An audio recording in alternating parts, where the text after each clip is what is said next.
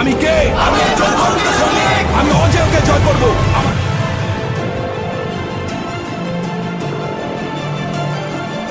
এবার বাংলাদেশ মিয়ানমার সীমান্তে যুদ্ধের দামামা বেজে উঠেছে। আরাকান আর্মি এটার পরে মিয়ানমারের জান্তা বাহিনীকে হটিয়ে নিজেদের নিয়ন্ত্রণ প্রতিষ্ঠা করছে। সীমান্তের ওই পারে উত্তপ্ত পরিস্থিতি দেখলে স্বাভাবিকভাবে মনে এই প্রশ্ন জাগতেই পারে, বাংলাদেশকে আজও নিরাপদ রয়েছে? রাখাইনের মরুর অঞ্চলগুলো যদি তাদের দখলে থাকে, কক্সবাজার, চট্টগ্রাম, তাহলে তাদের পরবর্তী টার্গেট বা কোথায় হবে? এই বিষয়ে সকলের মনেই একটি প্রশ্ন জাগছে। আরাকান আর্মির আসল টার্গেট কি? তারা কি মিয়ানমারের রাখাইন রাজ্যে সীমাবদ্ধ থাকবে, নাকি তারা বাংলাদেশের দিকেও সোজা আঙ্গুল করে তাকাবে, নাকি ভবিষ্যতে আরো বড় কিছু করার কল্পনা রয়েছে? এখন সব থেকে বড় প্রশ্ন হলো, এমন এই পরিস্থিতিতে মিয়ানমার বাংলাদেশের যুদ্ধ লাগলে কে জিতবে? বাংলাদেশ কি পারবে মিয়ানমারের সাথে যুদ্ধ করতে, নাকি বাংলাদেশও আবার নতুন এক গাজায় পরিণত হবে? আর রাখাইন আর্মিরা কি তাহলে বাংলাদেশে আক্রমণ করতেই চলেছে? ভারতের কিছু অংশ ও বাংলাদেশ মিয়ানমারের কিছু অংশ নিয়ে তারা কি কোনো নতুন দেশ গড়তে চেয়েছে? এসব প্রশ্নের উত্তর জানতে আজকের ভিডিওটি শেষ পর্যন্ত দেখতে থাকুন। প্রথমে আমাদেরকে জানতে হবে আরাকান আর্মি আসলে কারা এবং বাংলাদেশের জন্য তারা কত বড়ই হুমকির কারণ হতে পারে। একসময় মিয়ানমারের একটি ক্ষুদ্র দল হিসাবে শুরু করা আরাকান আর্মি বা সংক্ষেপে AA বর্তমানে এখন এমন শক্তিতে রূপ নিয়েছে যার কারণে মিয়ানমারের সরকারের আরামের ঘুম হারাম করে দিয়েছে।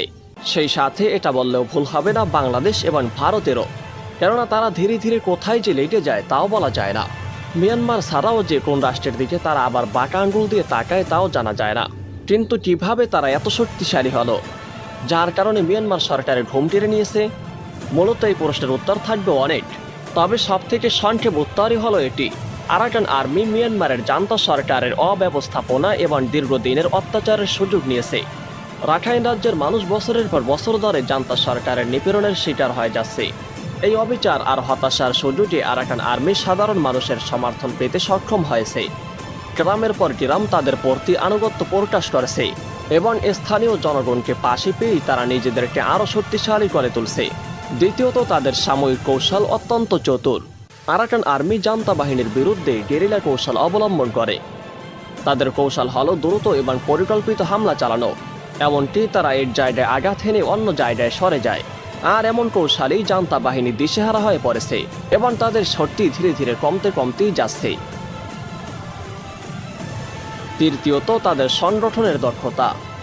আরাকান আর্মি শুধুমাত্র একটি বিদ্রোহী দলই নয়, বরং এটি একটি সুশৃঙ্খল এবং কৌশলগত বাহিনী। তারা কেবল অস্ত্র দিয়েই লড়ে না, বরং তারা মানুষের মনের উপর আধিপত্য বিস্তার করে। আর তারা এই কারণেই বেশি পরিমাণ স্থানীয় জনগণের সমর্থন নিয়েছে। আর তাদের পাশে পাওয়া মানেই তাদের অবস্থানকে আরও বেশি পরিমাণ মজবুত করে দিয়েছে। এমনকি এটা বললেও ভুল হবে না, এই মানসিক লড়াই তাদের শক্তির একটি বড় উৎস। এইসব কারণ মিলিয়ে আরাকান আর্মি এখন রাখাইন রাজ্যের বেশিরভাগ অঞ্চল নিজেদের নিয়ন্ত্রণে এনেছে।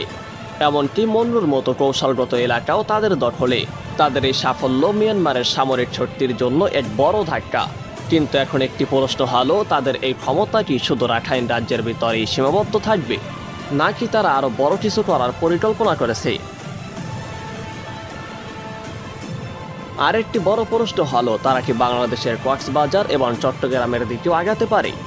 আর এই উত্তেজনার পরিণতি বা তাদের কি হতে পারে? এসব প্রশ্নের উত্তর খুঁজতে আমাদেরকে আরো গভীরে যেতে হবে। বাংলাদেশ মিয়ানমারের উত্তেজনা একদম চরমে পৌঁছেছে। রাখাইন রাজ্যের আরাকান আর্মি এবং মিয়ানমারের জান্তা বাহিনীর ভিতরে সংঘর্ষ দিন দিন আরো বেড়েই চলেছে। আরাকান আর্মি ইতিমধ্যে মন্ডুর মতো কৌশলগত এলাকাও দখল করে নিয়েছে, যা বাংলাদেশের সীমান্ত থেকে মাত্র কয়েক কিলোমিটার দূরে। এমন একটি পরিস্থিতি তৈরি হয়েছে যেখানে মর্টার শেল বিস্ফোরণের শব্দ এবং গুলির শব্দ বাংলাদেশ পর্যন্ত শোনা যাচ্ছে। এমনকি কিছু মর্টার শেল বাংলাদেশের সীমান্ত পর্যন্ত পৌঁছে গিয়েছে, আর এর কারণে অনেক ক্ষেত্রে বিস্ফোরিত হয়েছে। এই ঘটনাগুলো সীমান্তে বসবাসকারী মানুষদের মনের ভিতরে চরম উদ্বিগ্ন সৃষ্টি করেছে। তবে এতে করে বাংলাদেশের সামরিক বাহিনীও হাত গুটিয়ে বসে নেই। বর্ডার গার্ড বাংলাদেশ বা বিজিবি সীমান্তে তাদের নজরদারি জোরদার করছে এবং সেই সাথে টপলও বাড়িয়েছে। কক্সবাজার এবং টেকনাফের মতো এলাকাগুলোতে সেনাবাহিনী সর্বদাই সতর্কে রয়েছে।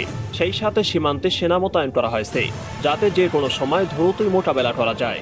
সত্যি বলতে আরাকান আর্মি যদি বাংলাদেশের দিকে আসে তবে অবশ্যই বাংলাদেশ তাদের সোজা আঙ্গুলকে বাঁকা করতে 1 সেকেন্ড দ্বিধাবোধ করবে না, কারণ সামরিক শক্তি, কৌশলগত দক্ষতা সবকিছুই রয়েছে বাংলাদেশে।